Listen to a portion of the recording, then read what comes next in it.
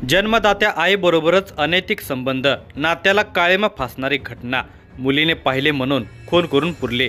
काही जणांच्या वासनेला सीमाच राहत नाही। वासनेने वकवकलेल्या या पशुसमोर कोणाचे काही चालतच नाही।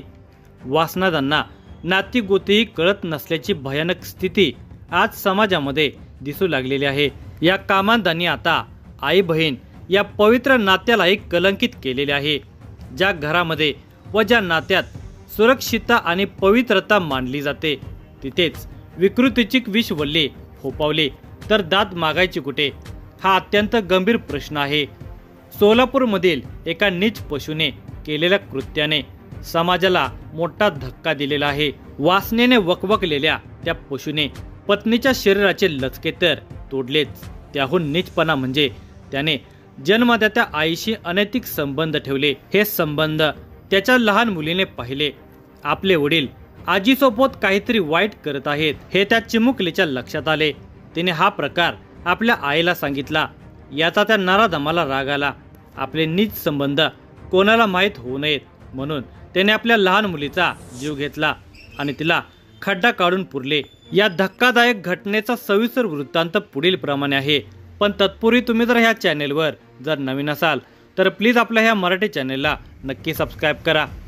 सोलापूर जिल्ह्यातील दक्षिण सोलापूर तालुक्यामध्ये कुसूर नावाचे एक गाव आहे। या गावामध्ये शुक्रवार दिनांक 23 मे 2025 रोजी एक भयंकर आणि एक धक्कादायक घटना घडली आहे। गावच्या पोलीस पाटील महानंदा पाटील यांना कोणीतरी सांगितले की गावातील कोठे वस्ती या ठिकाणी घराशेजारील एका खड्ड्यात पुरलेला आहे। ही माहिती मिळताच पोलीस पाटील महानंदा पाटील या कोठे वस्ती या ठिकाणी पोहोचल्या। त्यांनी ओम सिद्ध कोठे याच्या घराजवळ पाहणी केली असता घराजवळ एक खड्डा खणल्याचे पण तो माती टाकून बुजवल्याचे दिसून येत होते। म्हणून पोलीस पाटील महानंदा पाटील यांनी ओम सिद्ध याला बाहेर बोलावून विचारले, या ठिकाणी कसला खड्डा काढलेला आहेस? यावर ओम सिद्ध म्हणाला, कुठं काय खड्डा कुठं काढलाय? त्यावर महानंदा पाटील त्याला म्हणाल्या, खोटं बोलू नकोस, या जागेवर खड्डा काढून माती टाकून बुजवल्यासारखं दिसतं आणि नाही कसा म्हणतोस? यावर ओम सिद्धला काही बोलायला सुचले नाही। तो काही बोलत नसल्याचे पाहून नक्कीच आपल्याला मिळालेली माहिती ही खरी आहे हे लक्षात आले।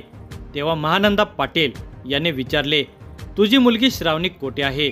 त्यावेळी त्याने मान खाली घातली आणि उत्तर द्यायचे टाळू लागल्यावर पोलीस पाटील महानंदा पाटील यांनी पुन्हा दरडावत विचारले असता तेव्हा तो चाचरत बोलू लागला, श्रावणीची फीट आली आणि ती मरण पावली म्हणून तिला या खड्ड्यात पुरले आहे। आपल्याला समजलेली घटना ही खरी असल्याचे सिद्ध होताच पोलीस पाटील महानंदा पाटील यांनी घटनेची माहिती मंद्रुप पोलीस ठाण्यात कळवली।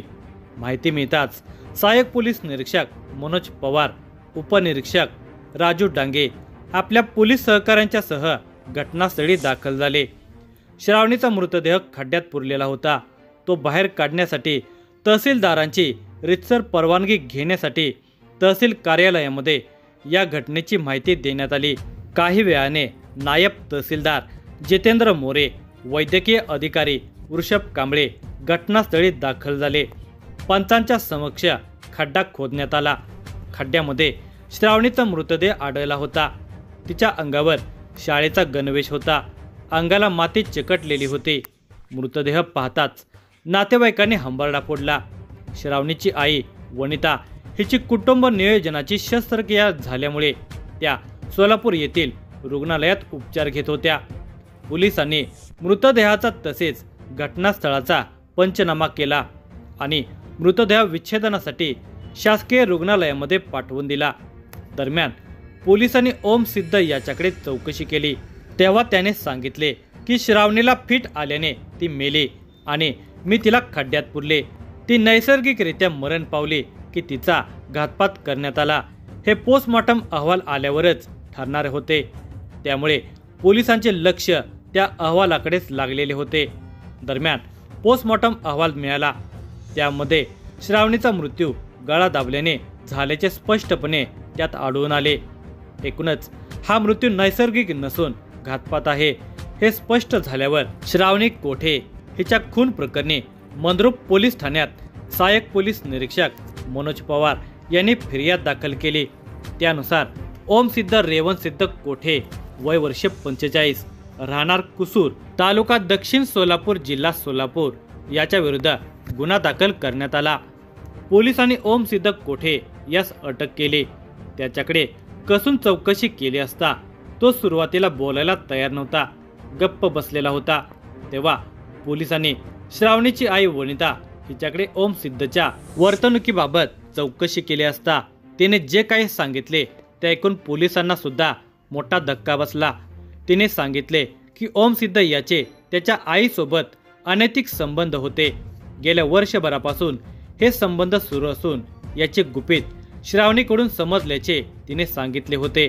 ओमसिद्ध आणि वनिता यांना एकूण 3 मुली आणि 1 मुलगा अशी अपत्य आहेत। बायकोपासून शरीरसुख मिळत असतानाही त्याचे आईबरोबर अनैतिक संबंध होते। ही बाब 2 महिन्यांपूर्वी श्रावणीने पाहिलेली होती आणि ओमसिद्ध यालाही समजले होते की आपल्या आईबरोबर श्रावणीने नको त्या अवस्थेत पाहिले आहे। तेव्हा ओमसिद्ध याने श्रावणीला धमकी दिली की तू जे काही पाहिलेले आहेस याची माहिती कोणाला सांगायची नाही, जर सांगितलीस तर तुला मारून टाकेन। यामुळे श्रावणी घाबरलेली होती। ती घरातही तशाच अवस्थेत वावरत होती। आपली मुलगी अशी नेहमी घाबरल्यासारखी का वागते हे तिच्या आईने एके दिवशी विचारले। बाळा तू एवढी का घाबरतेस? तेव्हा ती म्हणाली की आपले वडील आणि आजी दोघे एकमेकांच्या अंगावर झोपलेले होते। मी ते पाहिले म्हणून आपले वडील रागावले। या 45 वर्षाच्या इस्माने जे काही आपल्या 8 वर्षाच्या श्रावणी नावाच्या मुलीचा तुला ठार मारून खून केलेला आहे म्हटल्याने आणि तिचा मृतदेह हे ऐकून श्रावणीच्या आईला धक्काच बसला। काही दिवसानंतर तिने आपल्या नवऱ्याला याबद्दल जाब विचारला। तेव्हा ओमसिद्ध याने वनिताला मारहाण केली। तू हे कोणाला सांगितलेस तर याद राख, असा दमही त्याने तिला दिला। यानंतर तो काही ना काही कारण काढून वनिता आणि मुलगी श्रावणी हिला मारहाण करत होता। या त्रासाला ती कंटाळल्यामुळे ती माहेरी निघून गेली। तेव्हा ओमसिद्धने तिला तुझ्याशी चांगले वागेन असे सांगून पुन्हा घरी आणले। ओमसिद्ध हा वासनांध होता। आपल्या पत्नीशी तो शरीर संबंध ठेवत होता। यातून त्याला 4 मुले झालेली होती।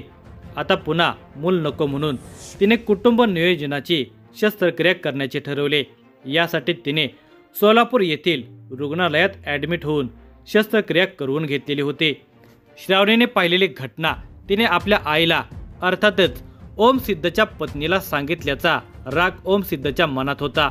आता पत्नी घरी नसल्याचे पाहून त्याने श्रावणीचा गळा दाबून खून केला अशी माहिती वनिताने पोलिसांना सांगितली। पोलिसांनी या संदर्भात ओमसिद्धला विचारण्याचा प्रयत्न केला पण तो काही बोलतच नव्हता। एकूणच त्याला आपण केलेल्या कृत्याची लाज वाटत असल्याचे दिसून येत होते। पोलिसांनी ओमसिद्ध याला न्यायालयात उभे केले आणि 5 दिवसांची पोलीस कोठडी मिळवली। या घटनेमुळे सोलापूर जिल्ह्यात खळबळ उडालेली आहे।